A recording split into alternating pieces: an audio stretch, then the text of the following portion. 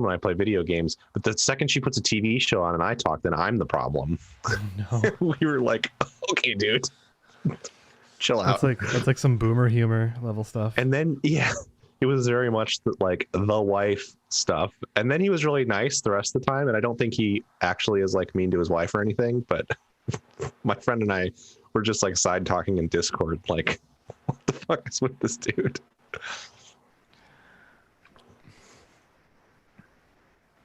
All right. Well, I'm ready to fill my pockets with beans and start recording this thing if y'all are. Hell yeah.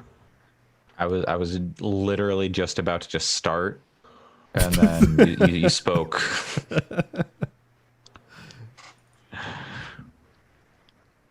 Hello, and welcome to episode 137 of the Gaming Fix podcast on this September 5th, 2020. I am your host, Andre Cole, aka your partner's favorite chicken chaser. I am joined today by Alex. I can't remember any characters from Fable. And Pat is also joining us today. Does the one in the arena, the guy you have to fight, Jack of Blades? What is his name? Something. He's not in the. Jack he's like Blades? the big bad of the entire first game. Oh, Jack of Yeah. Blades, I think. Yeah. What was something LV Gray? Something Gray. Oh, Lady. Was there like Lady Gray? I don't know. Man, Fable's like fucking rules. Every time we talk about Fable, I'm like, I should install Fable. I should play that Lost Chapters Anniversary Edition. I've got it. I should go back It's to on it Game and Pass, actually play so- through it. Well, I own it on Steam, but that's good too. Hey, if you can play Fable: The Lost Chapters on Game Pass, you should play Fable: The Lost Chapters on Game Pass. Fable is like one of the games that I look at and go like, kids today don't understand. Like you should have been born 10 years earlier. Skyrim. Skyrim is one of my favorite games ever. I understand that there's mixed feelings about it on this show, but Skyrim and Oblivion are and Morrowind are three of my favorite games ever. I might have fonder rear view of Fable because I haven't played it in a long time. Sure. Like Skyrim I've played pretty recently and I don't think it has aged super well, and Fable probably hasn't either, but since I haven't played it recently, I wonder, it's like in my head, it's like, Fable was just perfect. There was nothing wrong with Fable 1. I think Fable Get just those had a lot more. pies. Yeah, Fable just had a lot more personality. Yeah, I don't know. I kind of agree. I think that it depends on the kind of personality you're looking for. I mean, so like Elder They're Scrolls. very different games. Yeah, Oh, for yeah, sure. And very Elder much Scrolls so. is the kind of thing. Fable has more personality that's like easily accessible. Hmm.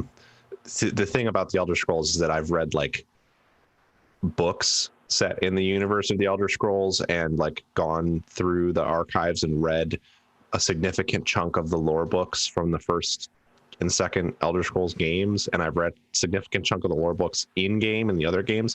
So I have a picture of the history of Tamriel in my head when I play those games and like know in time where the events are occurring. So to me, it has a lot of personality, but that's just because I've done so much reading about that world, which the games don't really convey in their like actual plots. But Fable's got fart jokes. So- Exactly. Yeah. And so Fable has the like on its face, like silliness and fun. So yeah, great game.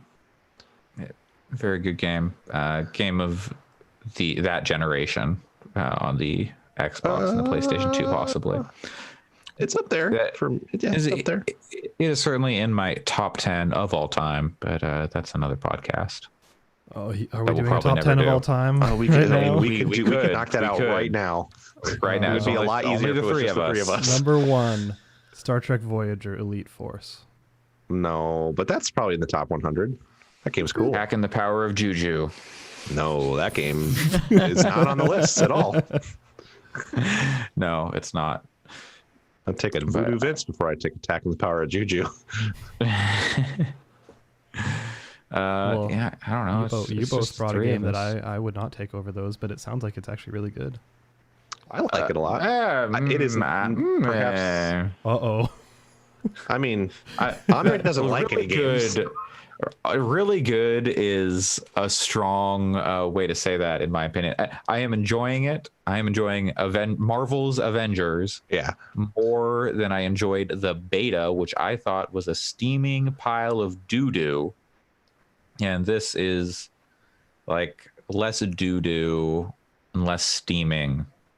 It is a functional game that is, despite me having my misgivings, I have played through the entire story. I am still messing around with the post-game story stuff that pops up. Post game, you mean you're in the game now?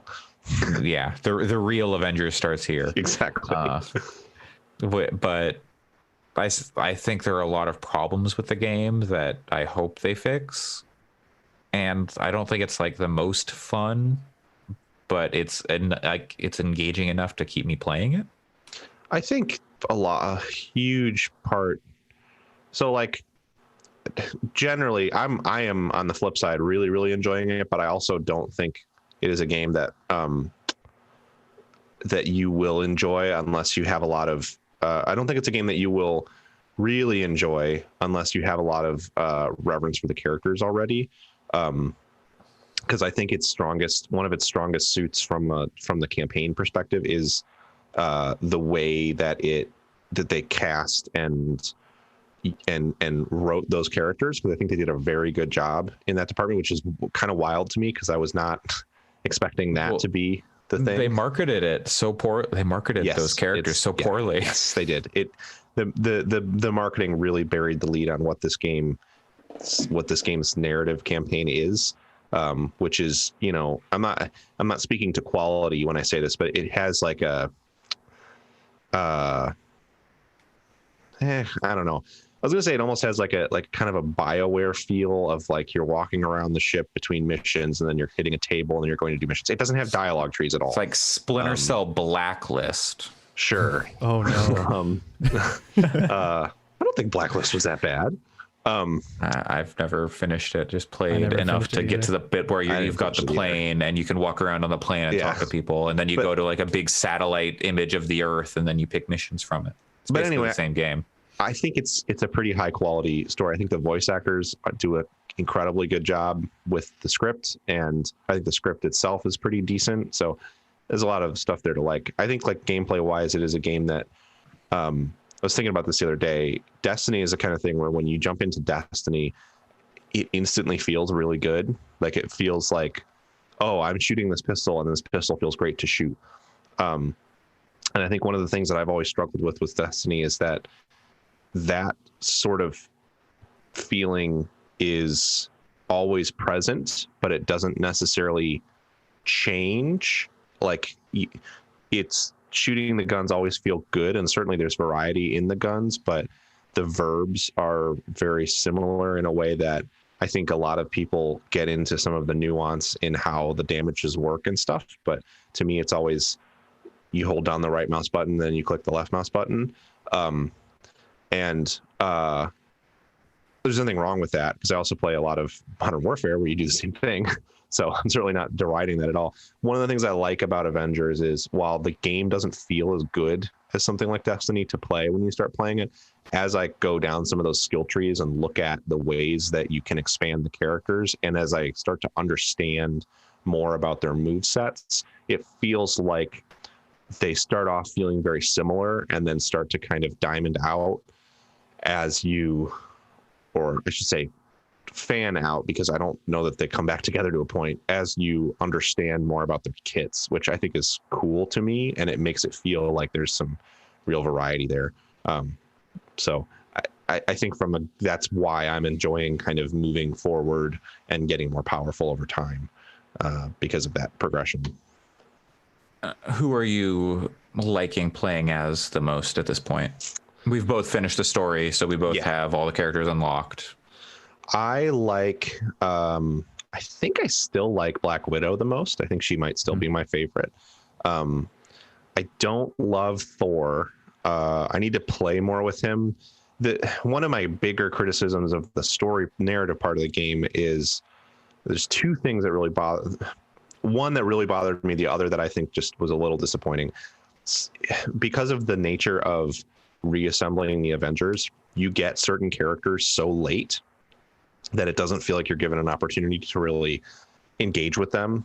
And Thor in particular, to me, feels like they give him this really great introductory sequence, and then you just don't really see him Nope. as like a character you interact with for like the rest of the game, which was weird. I mean, he's there in the final mission, but I was kind of like, man, he's like one of my favorite characters, and he doesn't really.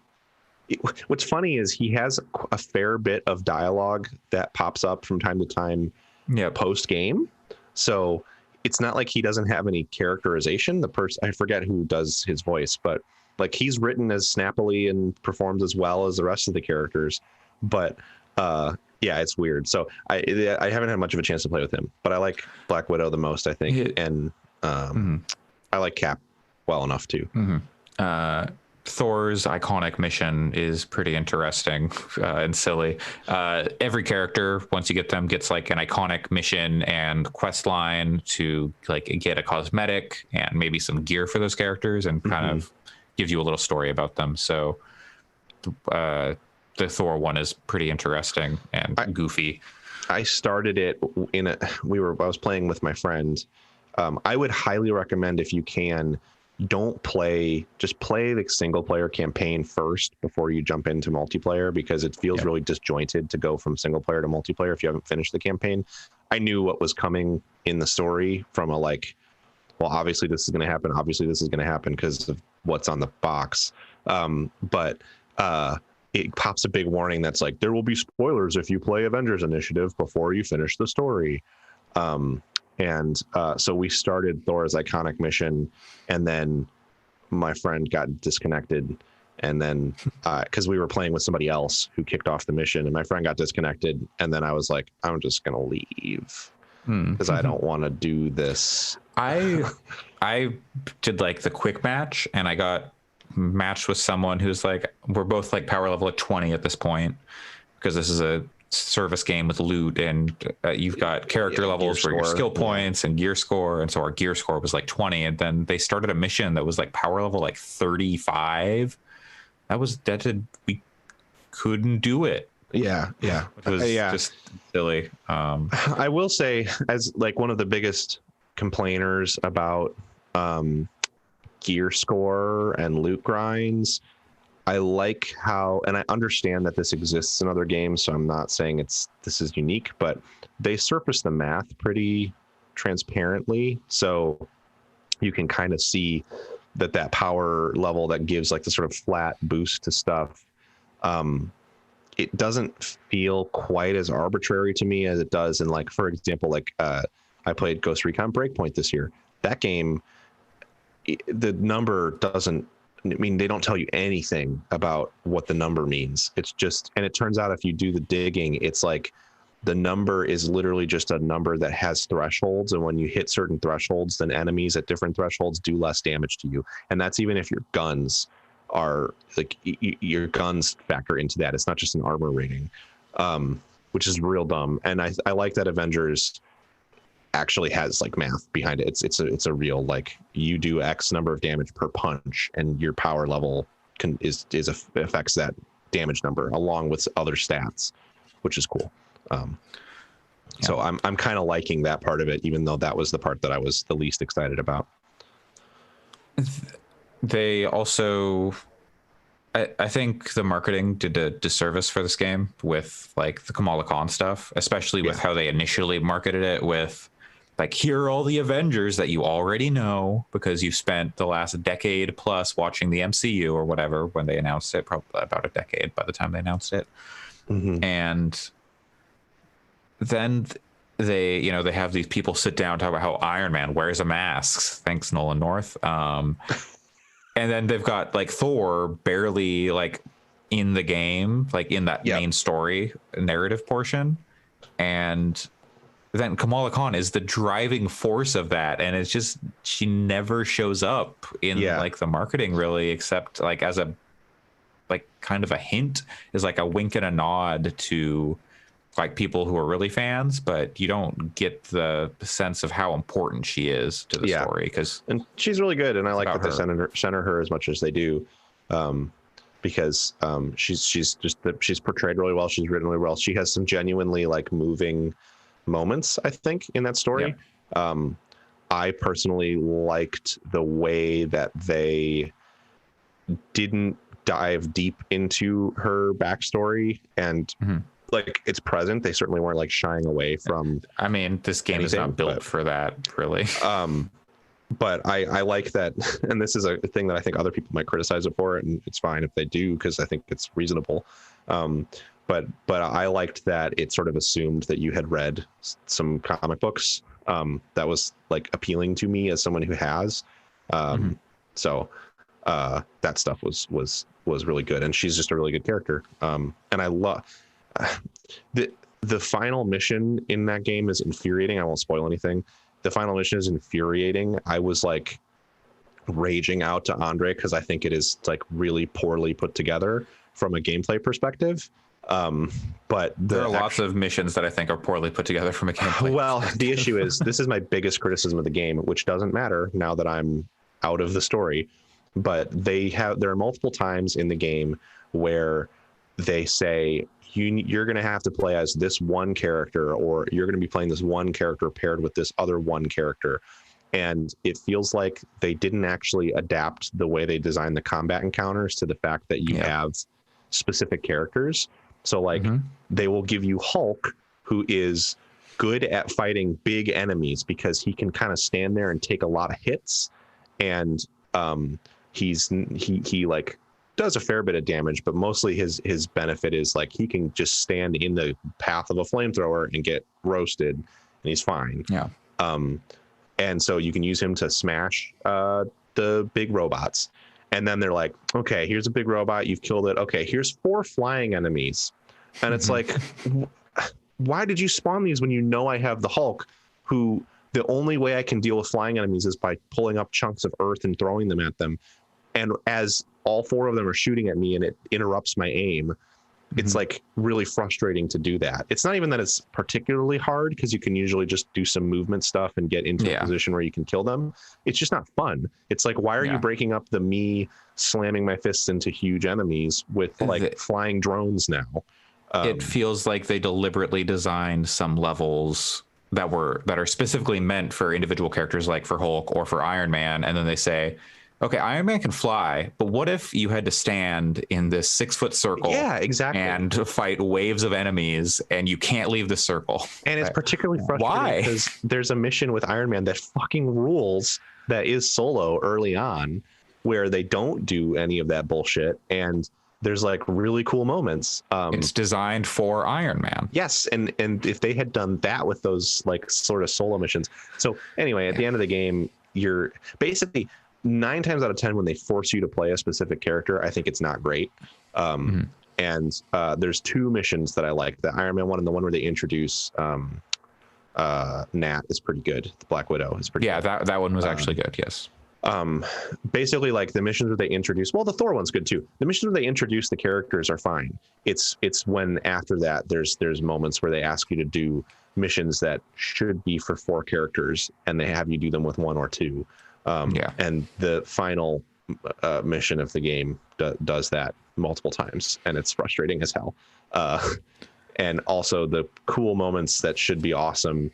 There's times when I was like, what are we doing? Also, it popped a fucking tutorial in the final mission for how jump pads work. I was like, I've been jumping on these things for 20 hours. Of course I understand how they work. What are you doing? The tutorialization is very strange and disjointed and oddly paced, and but otherwise it's all over the place for this game. I think the story is really good. The only 2, I think there are like probably 3 or 4 missions that I didn't like, but there was only a couple that I found actively frustrating to play because of that. The other ones were just like, this is not fun, but whatever. And then once you get into the multiplayer stuff, I think the way the characters can interact is really cool. And the moment that I had that was like a marketing moment, I mentioned in our chat, like my buddy and I were playing and we had a big encounter. I was playing as Hulk. We had a big, huge encounter. There were a couple of big robots and then a bunch of smaller enemies. And we had 2 AI companions. The 2 AI went after the smaller enemies. My buddy was playing Iron Man, and there were a ton of flying guys. And I was like, hey, can you take out the flyers?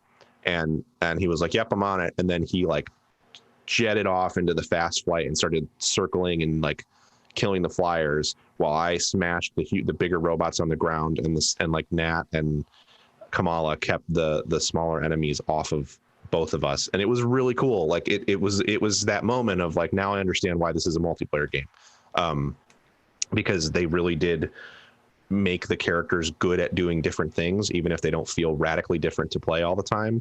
And that was really cool. So I'm excited to keep going with that stuff, and I'm excited to see what the sort of higher tier content looks like. I think it's going to be very repetitive to get there because the grind seems really long. So I think it's going to be a good one to watch TV shows with and stuff. But yeah, overall, I'm pretty positive on it, and really looking forward to see how they refine it over time. Yeah, I am not hating it as much as, I don't know why I bought it, but I'm not hating it as much as I expected to. There are still performance problems on the PS4 version, but it's not unplayable. And it ran it on PS5. It'll be better. I know that there's still people that have performance issues. My friend is not having a problem either. I think it's the PC performance stuff is the people who are having problems are really vocal about it, which is understandable and makes sense, and you should be. But based on the Steam score being pretty decent, I don't think it's as bad of a port as it initially seemed like it might be for a lot of people. But it's funny, it ran 60 frames per second really, really well until the final mission. The final mission that ran like ass for most of it. So I was like, I don't fucking know. It sounded like, from what you guys were saying in the chat, that the final mission had lots of weird issues, just between like scripting issues and like performance issues. It's almost like maybe it was the first mission they made and then they didn't go back and optimize it or something. I don't know. Well, there are issues. Like after the mission where I got Thor, after that the next very like important cutscene started and there was no audio and no subtitles. It's very buggy, but it's not buggy or broken in a way that is like makes it impossible to play. Like I encountered a bug where I couldn't open any menus until I finished a mission, and like I had a tutorial pop up stuck on my screen the entire time. I ran into a lot of issues like that, but it was nothing that made the game unplayable or really ruined it. It's just polish issues more than anything. Totally. Yeah. It has a lot of polish issues. I haven't run into any of that subtitle sound stuff. That's all been fine for me. I haven't been playing with subtitles. It sounds like the subtitles are terrible, like accessibility issue level of bad. They're sometimes they're desynced or they differ from the game audio. Yeah. They leave stuff out. Or they'll and like change the intent of the sentence too. Like I had them on for a little bit and it was like it almost, you could follow the story with them, but like it almost made it seem like something different was going to happen. And then they also have like placeholder text from development still on them sometimes, which is just like, it's unbelievable. Hopefully they get that shit fixed, because that's not good for people. Otherwise, it has some, from what I saw as someone who doesn't usually use those features, it does have an accessibility menu that has some good stuff in it. Like they listen to feedback and you can turn off camera shake and stuff like that. But you can turn off the button mashing QTEs if you want to. That's good. So some of those are excessive. So they have some good accessibility features in there, but the subtitles really need some work. But I have had issues where like I just can't hit the start menu sometimes for like a long period of time. It won't even, it'll be like in between missions, I'll be walking around the helicarrier and if I push start, nothing happens. I can hit the back button and pull up the like character menus, but I can't hit the like quit game start menu. And then sometimes if I go into the war table, it'll let me hit it while I'm in the war table. Sometimes I have to go load up for a mission, and then once I'm in the Quinjet on the way to the mission, I can hit start and it'll pull up the menu. So there's been a couple times where to like quit the game, I have had to, because I don't want to Alt F4 it because it saves at weird times. So I wanted to make sure I quit with the game's interface, And in the Quinjet, I had to like start a mission and then quit from within the loading screen for the mission, which is weird. I also constantly, you collect these comic books and they give you like, they're kind of like the closest thing the game has to like Paragon points in Diablo, where when you collect the comic books, you get a very, very small percentage boost to different things based on which set you're collecting, which is cool. It's a fun little like, oh, now I do 0.02% more damage with hero attacks because I found this issue of Thor. That's the real comic book cover in an environment. But when I go into the collections interface, I would say at least half the time, I just can't load the images of the comics. So I have to, if I quit the menu and reopen the menu, it'll load them. But it doesn't matter how long I sit there. It just is a blank screen in the comic interface to look at them. So it has a lot of weird little quirks like that that hopefully will get ironed out. I've had, so they've got their battle pass equivalent is per character. They have challenge cards, and every character that launches with the game has a challenge card, which I don't think, did we talk about? We talked about this last week. Yeah. So anyway, the challenge card for Captain America, who I am playing mostly right now, who I have decided that I really enjoy, kicking that shield, like throwing the shield and kicking it around is really cool. He also weirdly to me feels the most like a Batman from the Arkham games kind of character. Kind of, but I feel like shield is normie. Yeah.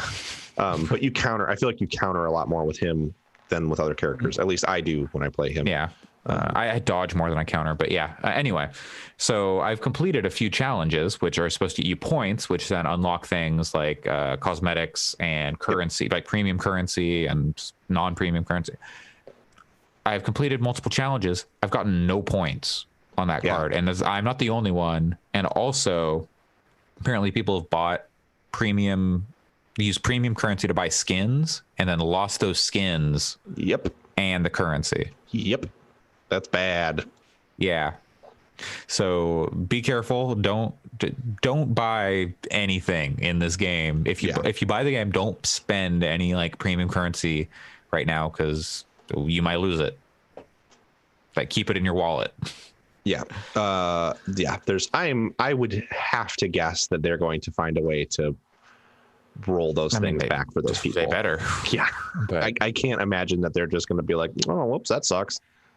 They seem, one thing that's encouraging to me is that in general, from the interviews that I've seen with team members and stuff, they seem pretty engaged. Like, they seem like they want to be here and they want to be talking to the community and improving the game. They don't seem like they built this because Square told them to, and then now they have to support it and they don't want to, which is, I think, really good, because it means that the post-game support should hopefully be pretty robust. And I wonder if in a year what this game will look like, for sure. Hopefully better on my PS5. Yeah. I'm really going to be intrigued to see how they introduce that Spider-Man stuff. I've gotten over the rage, and I'm starting to think they're going to put it all in everywhere. You're just not going to be able to play as Spider-Man unless you have a PlayStation. And that would they say like they say that can use him everywhere. He's going to matter to the story. Yeah, so I think they're going to have you play those missions, and if you have a PlayStation, you get to play as Spider-Man, and if you don't, you'll see Spider-Man swinging around in cutscenes, but he just won't be there in the missions themselves, and it'll be real weird. Yeah. Which, honestly, if they do it that way, that's fine. I don't give a shit about playing Spider-Man in this game anymore. The movement and traversal is not good enough for me to give a fuck about Spider-Man, because the whole reason I like playing Spider-Man in games is his swinging around, and that is not going to feel good in this game. So, because of the way they built the levels, so don't care. I would just like to not miss out on narrative content. Well, speaking of narrative content, Alex has been playing a game not unlike Avengers, where a group of strong individuals come together to overcome overwhelming threats to the world. Yeah. The lands and its people. Yeah, I've been playing Tony Hawk Pro Skater 1 and 2. I was about to on the intro to Superman. It does start with another comic property. Yeah. No, I have been playing Tony Hawk Pro Skater 1 and 2. Pat, you touched it too, right? Yeah, I played through all of the objectives for the warehouse, and then played a little bit of the school. So I haven't seen that many levels, but I played it for it was like a good hour or so. It turns out I suck shit at Tony Hawk now, so it took me quite a bit of tries to get the 100K points in the warehouse. That is something I noticed also, that I'm not nearly as good at Tony Hawk Pro Skater 1 or 2 as I was when I was like 9. So I don't even think I was good then. I just think I thought I was good then. And I think I spent a lot more time on those levels than for sure I remember. Because and no, the thing you alluded to at the start is 100% correct. You start that game, and the first thing it does is it starts playing Superman.